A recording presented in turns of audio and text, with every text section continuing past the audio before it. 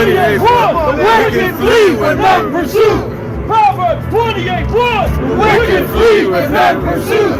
Proverbs 28:1, the wicked flee when not pursued. Proverbs 28:1, not pursued. Proverbs 28:1, the wicked flee when not pursued. That's easy when you're a pastor's son. You know, hey, you ain't been to jail, you didn't have no kids out of wedlock or something, you're a pretty good guy. Your dad's a pastor, you're going to be a pastor. But I wasn't really listening to them until I felt called for myself as I got older. Got licensed as a minister about 12 years ago, and after solidifying my faith, I moved to Chicago in 2012 to attend Moody Bible Institute. So that's how I ended up in the Windy City.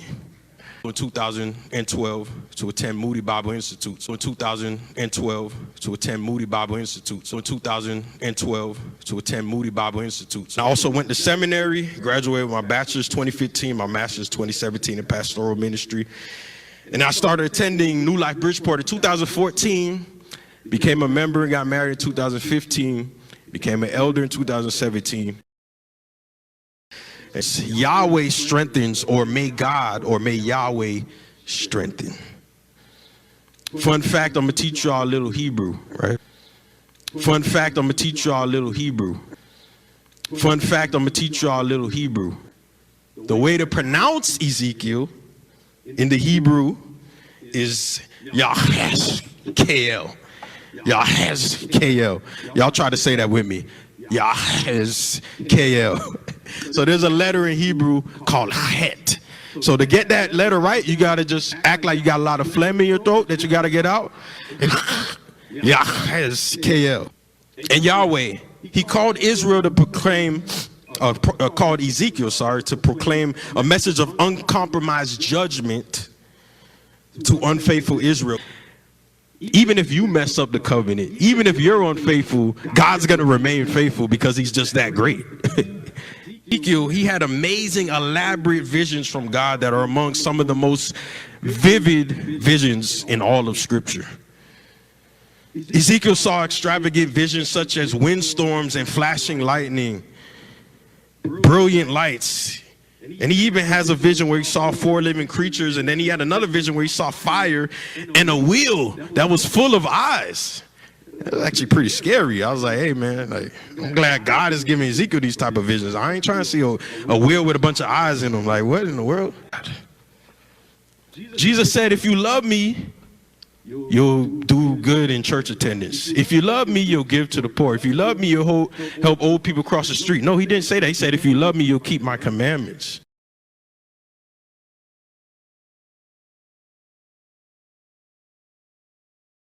God says marriage is between one man, one woman for life. God says love one another and to love your neighbor as yourself. Yet sadly, many Christians are cool with racism or ethnic superiority. But we stand on the word, we say, no, we're all made in God's image and likeness and worthy of dignity and honor and respect. Hey, the word of God says every nation, tribe, and tongue will worship God one day in heaven. And sadly, some of the worst racist experience I've had has been in the church with other Christians. I've had worse experiences in the church than in the world. It should not be this way, brothers and sisters.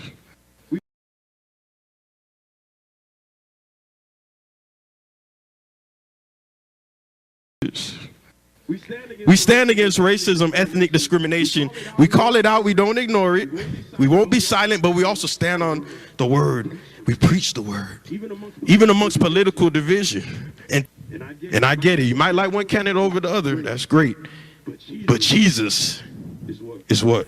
I want to give all the praises and the honor to YAHAWAH, BaHaSHam, YAHAWASHI, BaHaSHam, RAWCHAA, QADASH, and double honors to the elder apostles and the elders of Great Millstone.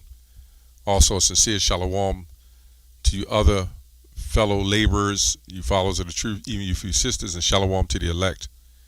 Anyway, I want to go on this video, going into this guy's name is Justin Martyr. You would have seen him quoting the scriptures that Hebrew Israelites quote, going into Hebrew that Hebrew Israelites go into. These guys never did that before, right? So I just want to focus on that mostly. they're exposing this guy and basically the doctrine and his belief in where it was founded, right? As Vocab'S says, during the Civil War, that's how we found out when the Hebrew Israelite doctrine started. Well, you would see that these people that are set up never wanted us to follow our customs because they considered it as a heretic, so to speak, being heretics or uncivilized. So then they set, they set these pastors up, right? These evangelicals, slave owners, the majority of them, to teach young black men or, black people, Israelites, so-called black people, the faith. You can look at movies like Shawshank Redemption. And you had that wicked, he was the wicked warden, and he was always talking about the good book. That's what this is. He was always talking about the good book, but he hated Jake, right? But he always talked about a good book. Now the plot was he was coming against the other guy there, but just to make a point. So anyway, I want to go into a little history of this guy,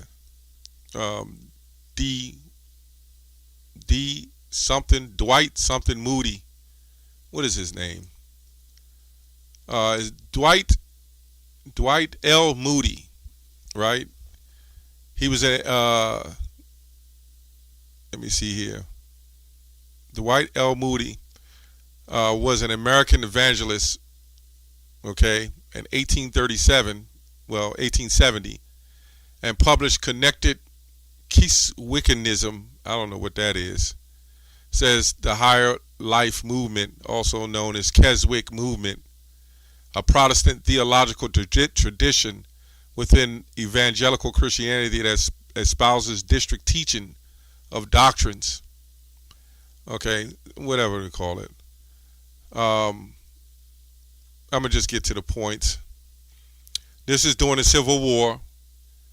He said the first thing he ever saw standing was a little Negro boy and trying to read, but he couldn't read the story of the prodigal son. And great many words he could not read out. Okay. He says if the Lord could ever use such an instrument as that for his honor and glory, it will astonish me. So the whole thing at this era was converting so-called Negroes. That was their mission. They wasn't trying to wake up everybody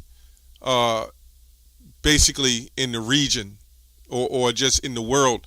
Their whole focus was, you can read books on this, on how to convert a Negro to Christianity. They got tons of books on that. I'm not going to go into that. But this guy went to school. Let me go back here. This guy went to school at the Moody Institute, and you can get a 3-year degree, 60 credits. You can get a 8-week online classes, 16-week self-paced online classes. I don't know. This is a joke. But I'm going down here. It says D.L. Moody could not conscientiously enlist in the Union Army during the Civil War, later describing himself as a Quaker, right? As a Quaker. And if you know, the Quakers was considered abolitionists, but the original Quakers were slave owners, right? And their whole job was doing the, when you have this word called emancipation, was the transfer of rulership. And these guys were used as a tool, these Quakers were used as a tool of transferring of rulership. This is why you had that fake Underground Railroad, which has been going on way before Harriet Tubman. I don't know why they put her up as the face of the Underground Railroad, because you had several before her and after her, right? And then you had Underground Railroads coming back from the north down to the south. So they don't teach you that either. And this woman, Harriet Tubman, was used by the Quakers, funded, weaponized, right, and given men. And her own husband said he didn't want to do it. He considered it being like a sellout. I don't know. But you can read this stuff up. Okay? So basically, this school for what you call theology was funded off of a form of racism.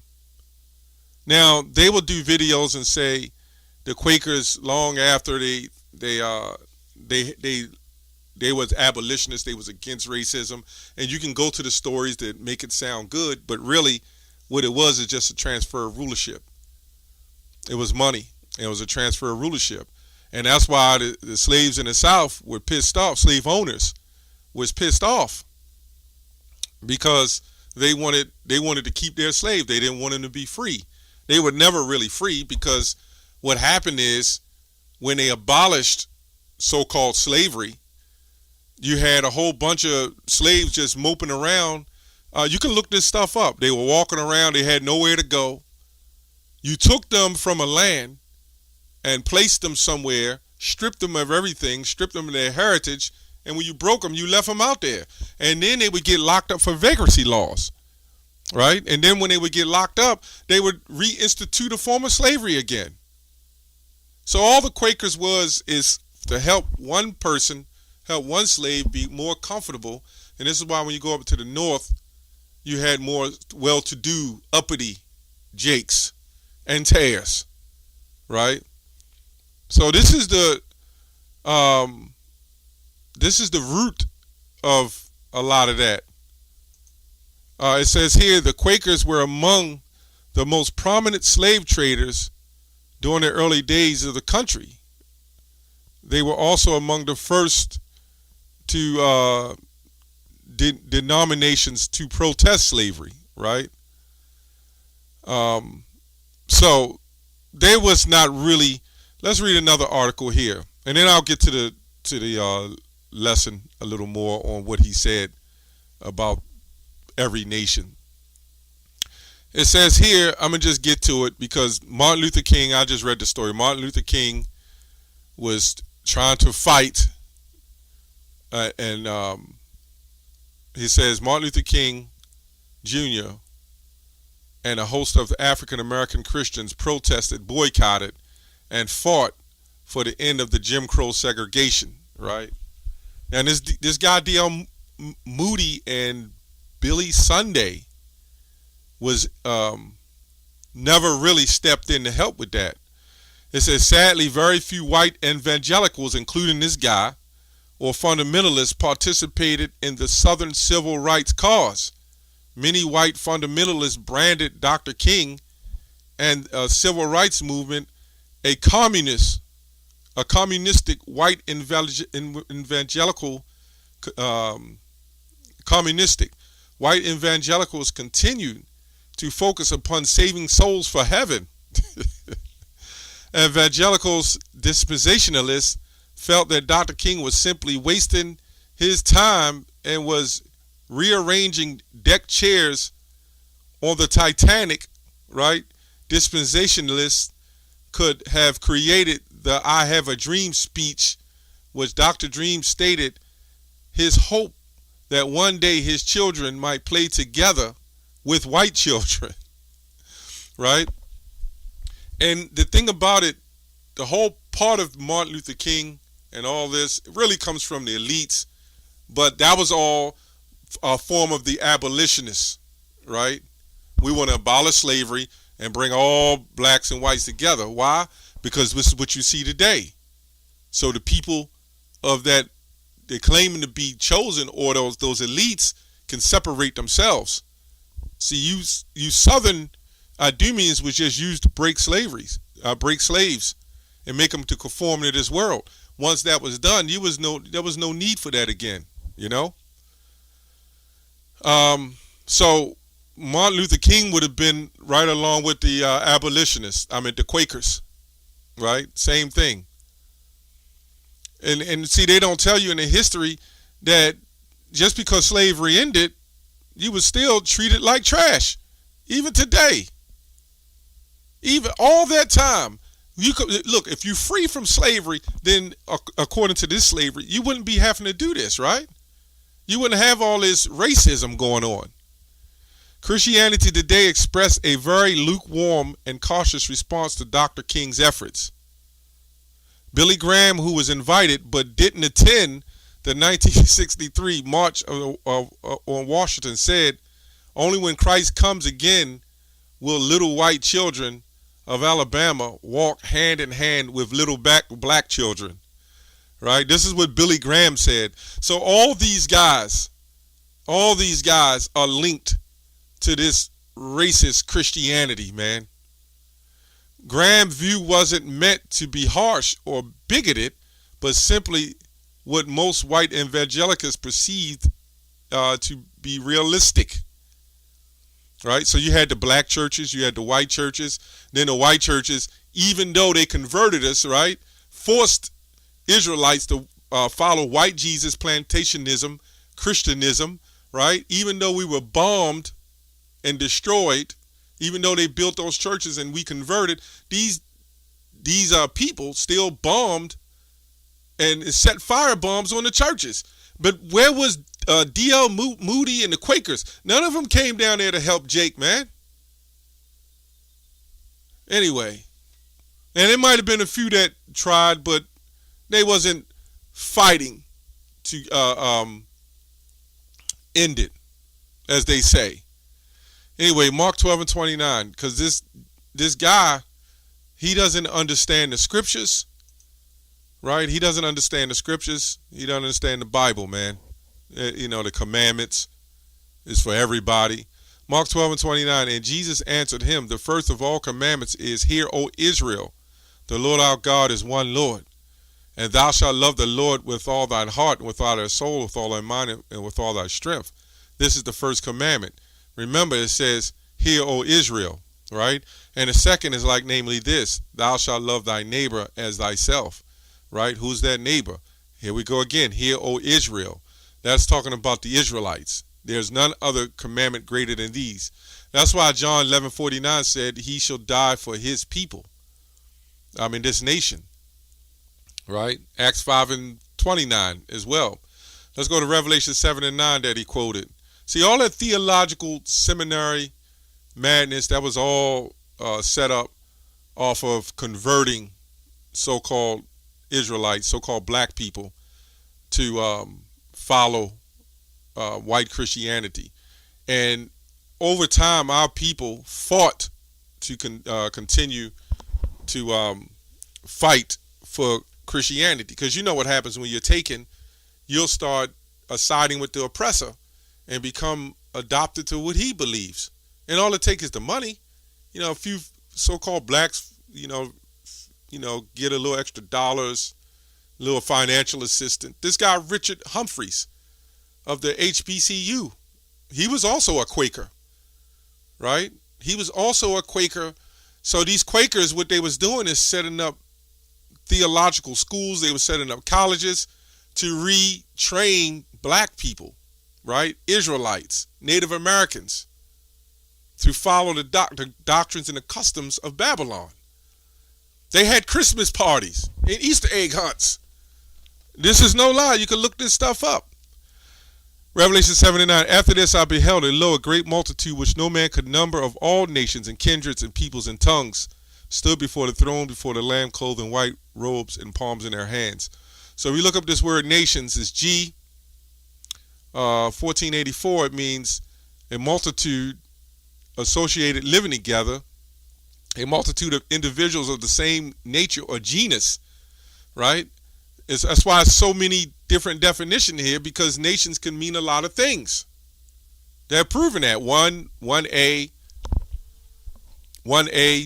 2, 3, 4, 5. So genus goes back to gene. Multitude of individuals of the same genus, the genetics, phylogeny, if I'm not mistaken. Right? A tribe, nation, a people of group.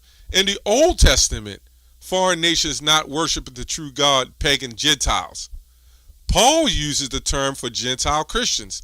So now we got to take one of these, which it clearly say a multitude living together. Now, when you go to the multitude, Hosea 1:10, it also precepts to that. Israel shall be as the sand of the sea. So let's go on over here to nations, kindreds. Kindreds, this is easy work, G5443. It says, a tribe in the New Testament, the NT, all persons descended from one of the 12 sons of the patriarch of Jacob, a nation people. So here we go. So those kindreds, when Deuteronomy 28:64 says the Israelites will be scattered amongst all nations, right? And this guy, Dwight, or whatever his name is, Moody, he was part of helping with that. Because not only did they go up north, but when they went up north, they were sent, through as scholars or whatever you want to call it, or as people in general for different jobs throughout different parts of the globe. They had you, once they delivered you, you became their captor. So it's really that simple. So our people are all over, man. And these Quakers, they wasn't as innocent as it perceived to be. And this is what these people do. They create such harsh situations, and then they come in with the solution, and you feel like you're saved. And another thing with that thing where these Christians say, "Oh, you saved, you saved." When they said that, that was dealing with Christians who were delivered, that was considered delivered, because they bowed down to white Jesus, or they bowed down to that doctrine. And anybody who didn't, and they would come up to them and say, "Are you saved?" And if they say, "No, I don't agree with that," they would be put to death. John Calvin was one of them. There's a whole lot of history on that. So when a Christian say, "Are you saved?" that has nothing to do with Yahawah and YAHAWASHI. Are you saved means save your life because you adopted Christianity. Hope this lesson was edifying. That's all I have on that. Shalom.